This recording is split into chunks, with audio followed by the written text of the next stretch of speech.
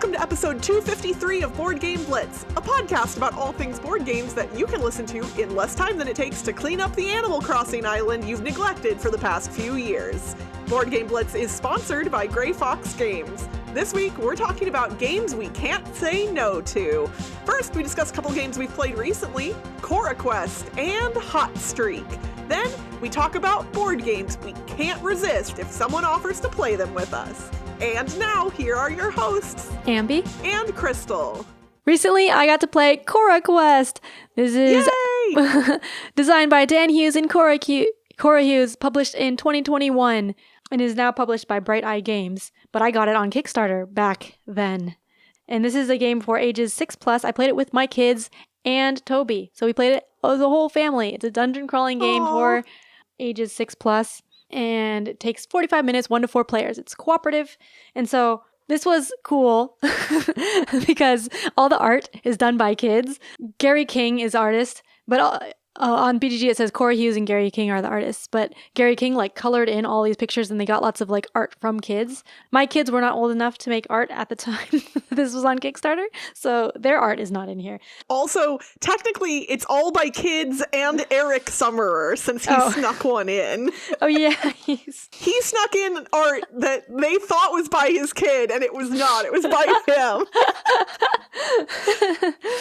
You can make your own characters too. So I have my kid made a couple of drawings and wanted to make a little standee for it. I made a standee for them a while ago. If you're not watching this episode on YouTube, you're missing out right now on seeing the adorable character. This was a little clown. He made a little clown. There's a skeleton that I have in the expansion box. But basically, in the game, you're drawing cards that are tiles, and there's different quests. There's a quest booklet. We played the first quest because we're trying to go in order. But there's a whole book of quests.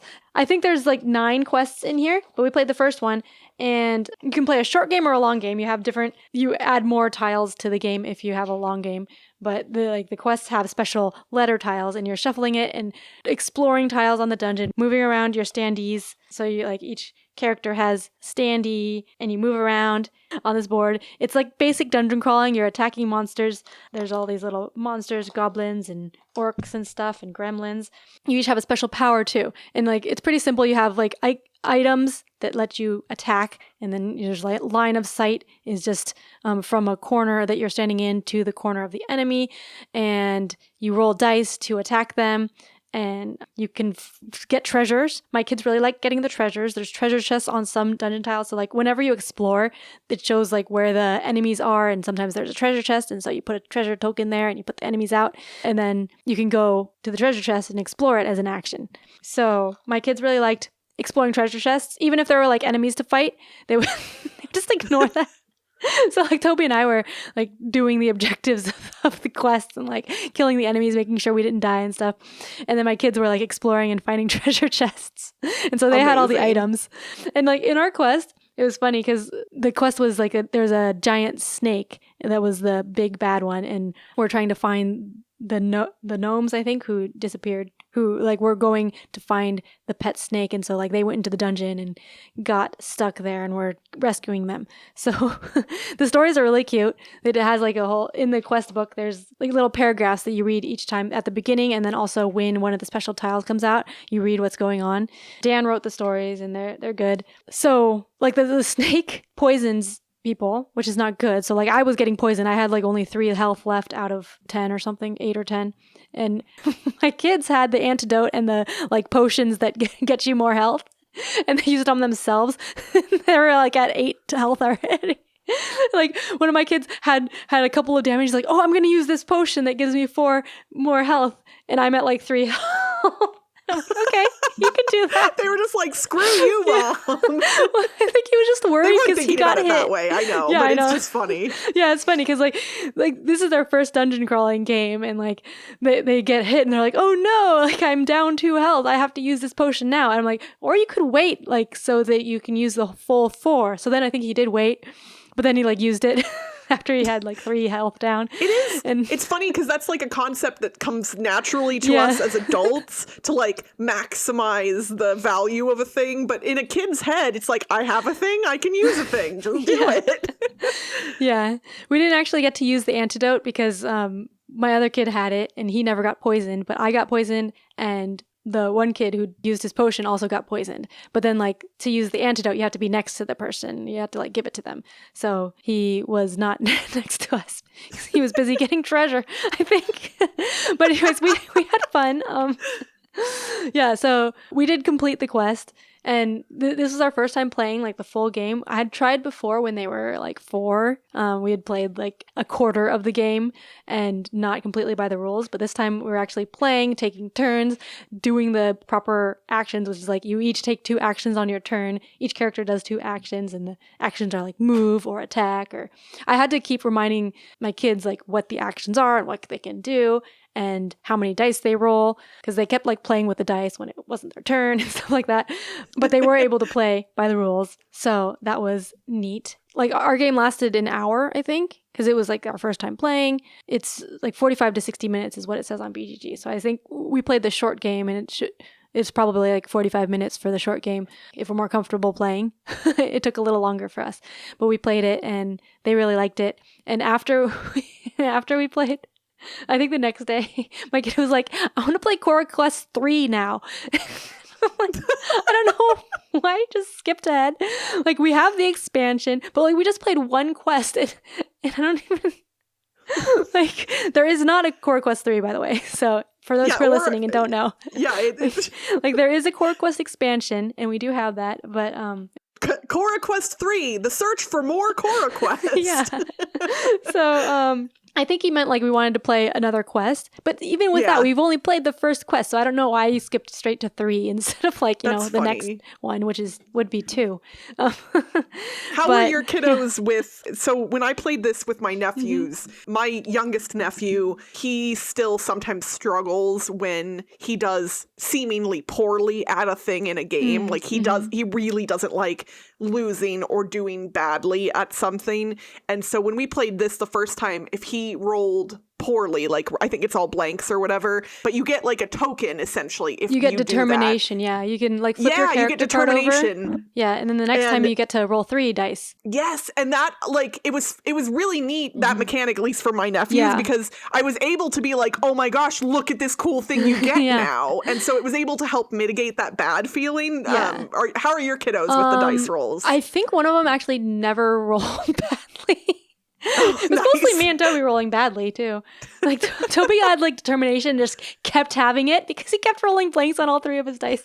But when my other kid did roll badly, but I think he's been okay with it. Like he wasn't paying as much attention to his rolls this time because he was more focused on getting the treasure. He did get upset when like when the other kid got the treasure first. So then we're like, okay, no, now it's your turn to get the treasure, and then now you're like, don't take the treasure because the other kid wants it. So like we made sure they took turns getting the treasure. I love that like the scenario became like it was find the snake, beat the snake, and now it's okay, take turns collecting treasure. Yeah. Yeah, like that was their big thing this time. I think they did cute, like though. defeating the baddies too though, but yeah. But their main focus was getting the treasure. Well, I know that you were excited to like really play this with them. Yeah. So I'm so glad you guys finally got it to the table officially. Yeah, and I'm excited to play more. Hopefully. I think they do want to play more, but it's like it's a longer game, so it's hard to get it played just like randomly.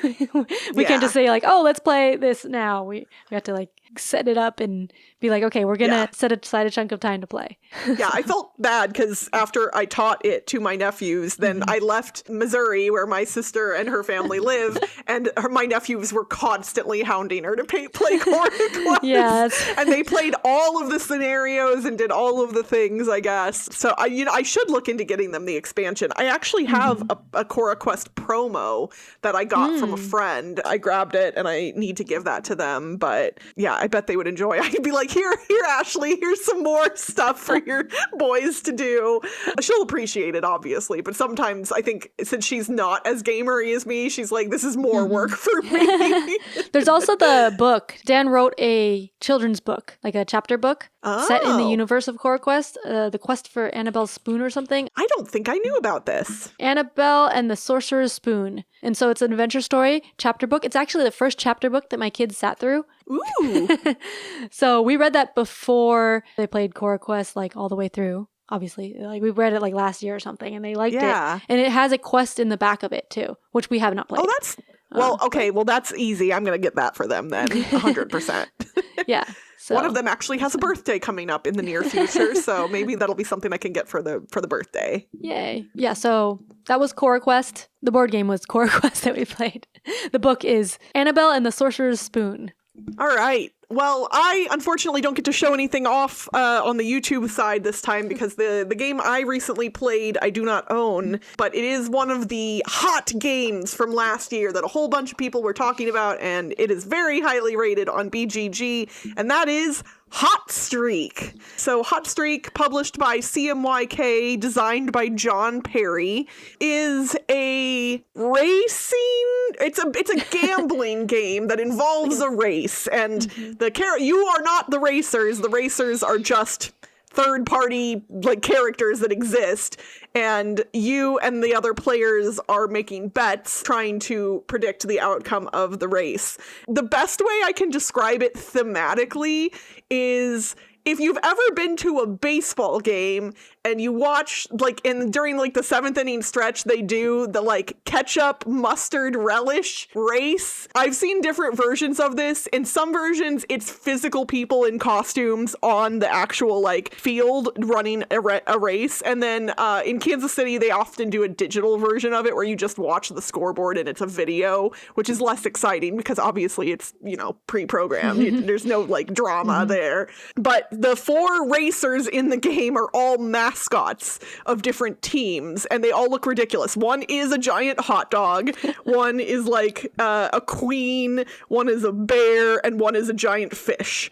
And there's a deck of cards that contains movement for all 4 of those characters, and the decks of movement for each character are slightly different. They're not identical, so different characters can move in slightly different ways, but they're fairly similar. And at the beginning of each round, the players are all dealt out some of the cards from that deck, and then a number of the cards from that deck are set into the supply basically for that round. So not all of the cards that are possible will ever be played in a single round. So you do not know for sure what cards are going to come up. And like you get to see a lot of the cards that are going in before you make your bets. So you might see like, oh, the fish only has a couple cards in the deck right now before other players add cards. So you're like, well, I don't want to bet on the fish because they're probably not going to move a whole lot. And the bets you make are, you just take these little boards that show your betting amount, and as you take bets, the boards underneath in the stack get lower in value. So if you're the first person to bet on a particular racer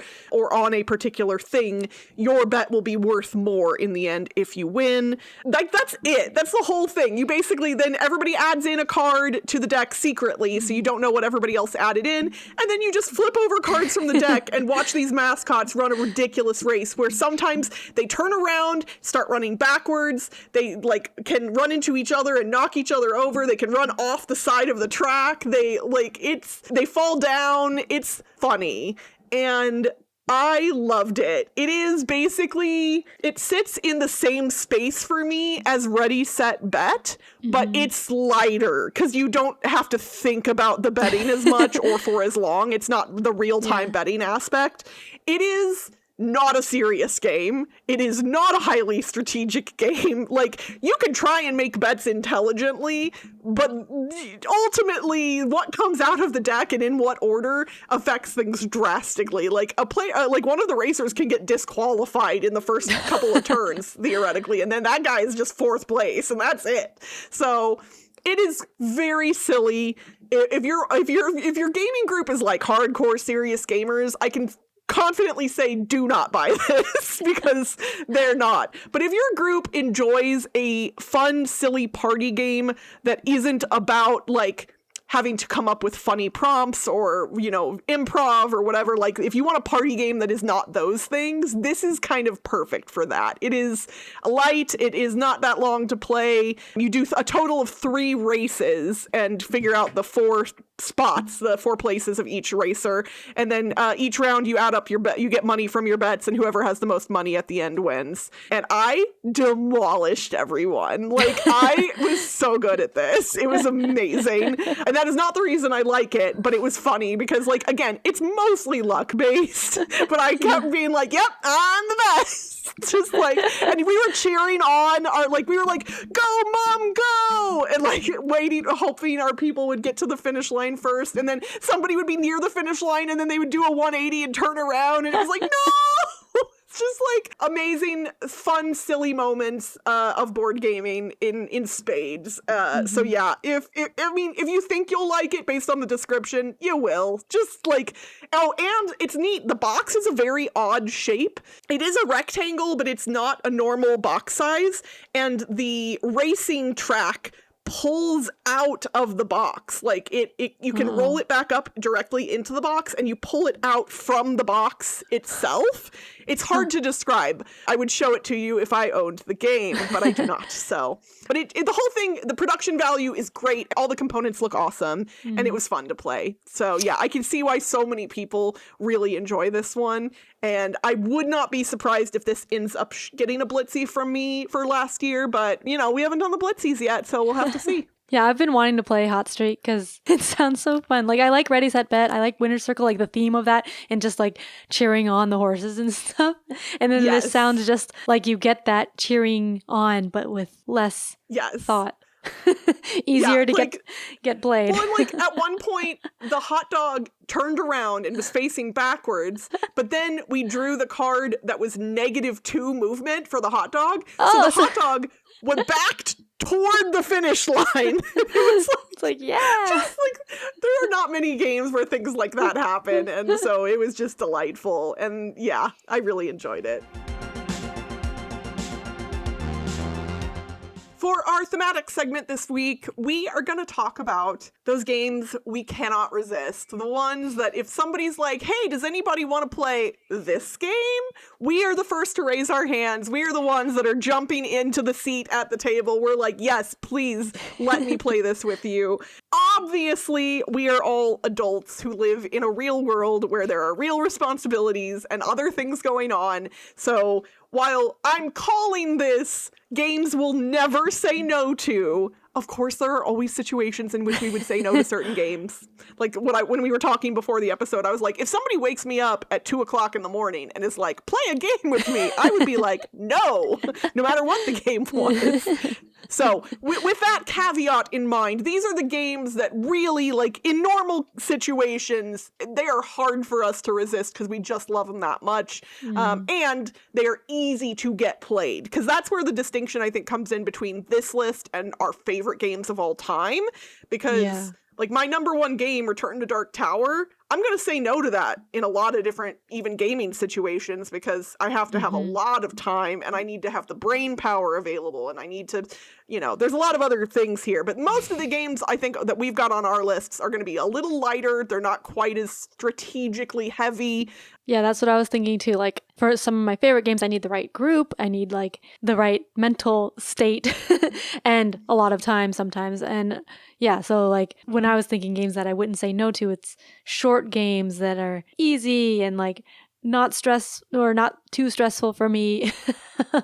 I mean, like the good kind of stress for me, not like too much thinking or whatever. Yeah, good stress can be okay. Yeah. So like the first one I thought of was Cross Clues, because that I actually haven't played in a while, but like that was our game ending night for a long time. Like we would play that every like at the end of every game night for maybe 2024. But we were playing it because it's a cooperative word guessing game, and it's real time and it's 10 minutes. So it's like, okay, we could just play.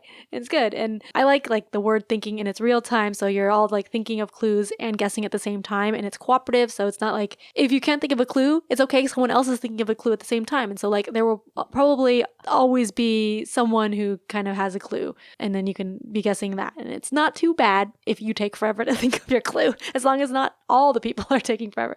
So yeah, like I like Cross Clues a lot. Was there a game night where you all like actively decided like we're not gonna play cross clues at the end of the night? Like, you know, you're saying you did it for a long time. Was there a moment where you realized like maybe not cross clues? I'm not sure. Maybe people like didn't pull it out one time. I don't know. I mean, but we have brought it back out of it, since that then. means that you basically, if it was getting pulled out, it was getting played, and it was happening a lot. Yeah. Well, kind of in the same vein for me, Just One is. I mean, I've talked about it endlessly. It's cooperative. It's light. It's easy to teach. It's a word game. You can play it with friends, and sometimes that contextual knowledge about the people helps. But also, you can play it with complete strangers, and it still works. And sometimes you get really creative words from people, like, if you don't know them. Because I think sometimes if you play with people you know too well and you're on the same wavelength, then you end up writing the same things more often. So sometimes playing with strangers is even better. But yeah, Just One is also, you can vary how long you play. You can say, okay, we're going to play this many cards and then we're done. Or you can play literally endlessly. So you're like, hey, we have nothing better to do. Let's play Just One until we don't want to anymore. And I never get sick of it. I've played it in person and digitally endlessly, and I still always want to play Just One just because it's that good. Yeah, Just One's a good one too. Yeah, like a lot of those cooperative, shorter word games, I think I would say yes to. Yeah. It was actually hard for me to think of like something that I would never say no to, because I can think of times I've said no to a lot of games. But then I was thinking of things that I definitely said yes to recently. Was this isn't a board game, but escape rooms in general. You love escape rooms. Yeah, if like, I'm assuming available. that you've got the time and the game exists, you're gonna play it. But yeah, that's the problem, is like I'm usually not available. But like, is it over New Year's? Like our friend asked us, do you want to play this escape room like this week on New Year's? And like my kids were home from school, and it was like an escape room for adults, so the kids couldn't go. And then I was like, okay, yes, we can get Toby's mom we asked her if she could watch, and then we're like, yeah, okay, yes. And we did it. So I love that though. Like it's neat to have, I mean, we're obviously, anybody listening to this podcast is passionate about board games in some way, right? But it is really neat to have things in your life that you enjoy that much, that when somebody else comes to you and says, hey, do you want to do this thing? That you're just instantly like, yes, please. And to know other people who feel the same way about those same things. And so it's just that delightful feeling of, oh, I love this thing so much that I'll just never turn it down. Yeah, so I'm not sure if like any board games for me are at that level. I mean, yeah, I think it's tough because you and I are both, like, we both have kind of logical brains to some degree that want to think about all of the weird constraints that would make something more difficult. But I think for me, I'm considering, like, assuming that I have a block of time, we'll call it an hour. Right? Like maybe, or less. And I have the availability to do something. It doesn't even have to be like I'm sitting down to play board games, but like I have nothing to do and I want to do a thing. If somebody were to propose one of these board games, would I say yes? Yeah. Pretty much in every instance. And like, do I have to be in the mood? And for a lot of these games, the answer is no. Like if somebody brings Kingdomino to me, I want to play it.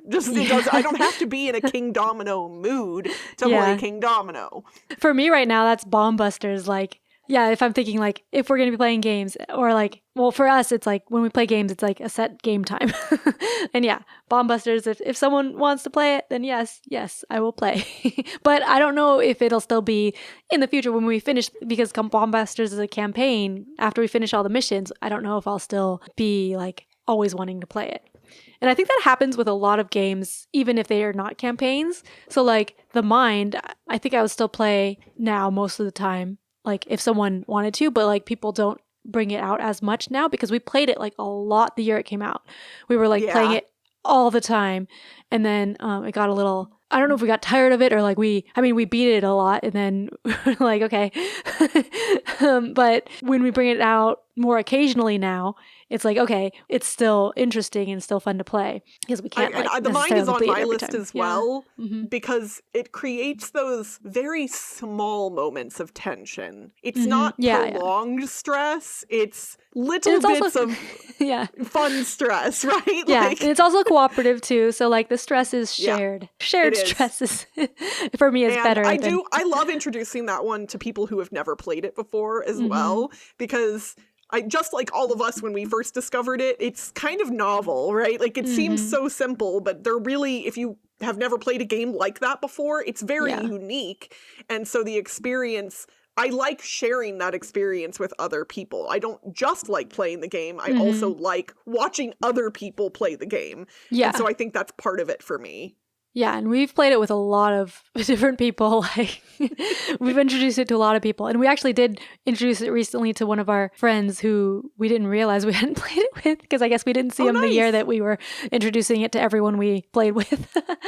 Then there's also a little weird category of games for me that I think are guaranteed yeses because they don't get played often enough, or they're quirky, and so they're hard to get played just because they're not games that everybody would want to play. And for me, like Rosetta, The Lost Language kind of falls into that camp. I love the game and I want to play it, but not every gamer is going to enjoy a game like Rosetta. And so if somebody wants to play Rosetta with me, abso-freaking-lutely I'm saying yes, because I don't get as many opportunities to play it. But again, it's also word-based, it's also kind of it's cooperative, it fills a lot of the same areas, but there are people who the idea of trying to interpret a brand new constructed language, that idea is just literally horrible to them. Nails on a chalkboard kind of stuff, and I get it. Like, I tried to teach this at a somewhat noisy meetup at a convention years ago, and I could see everyone's eyes glazing over as I tried to explain what was going on. And then I had to make a call. I was like, nope, we're putting it away. And I was really sad that I had to make that call, but I realized this was not going to go well. It just, we needed to put it away. And I've gotten better about where to bring out games like that, I think, because of that experience. I've become a little more thoughtful about not just what game, but also who and where are we? And like, there's other factors that, like, just because I really want to play a thing does not mean now is the time. Yeah.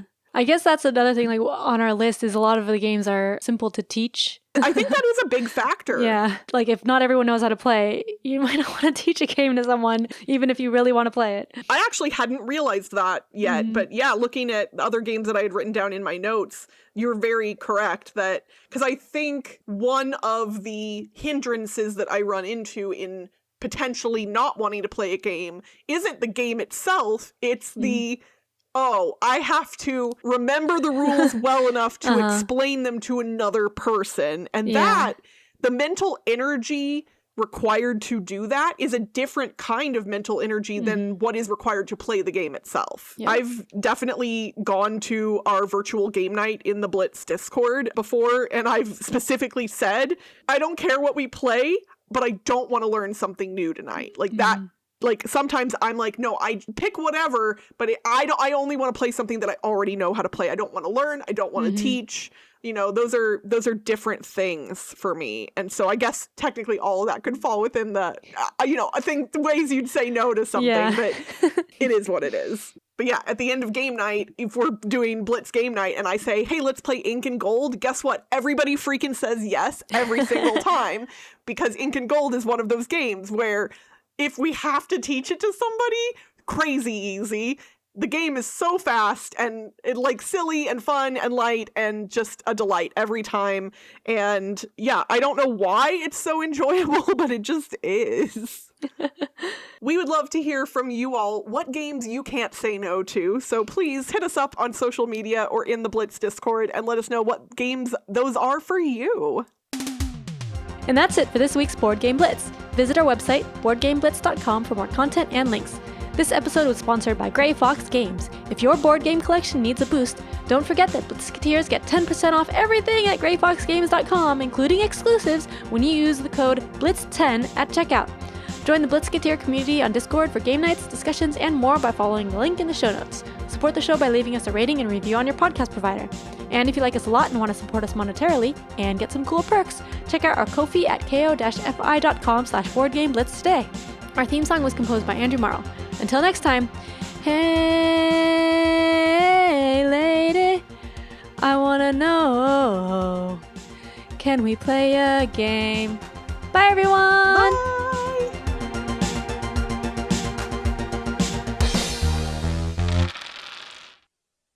recently I got to play. Whoops. Okay. All right. It looks like at least 10. And wait, actually, I don't know. Maybe I can't count. 3, 4, 5. I'm going to count. 7, 8. Oh. It might just be 9. I think because the last one's really long. Okay. Or one of them's really long. Okay. I'm just going to, okay. Cut out that at least. Okay.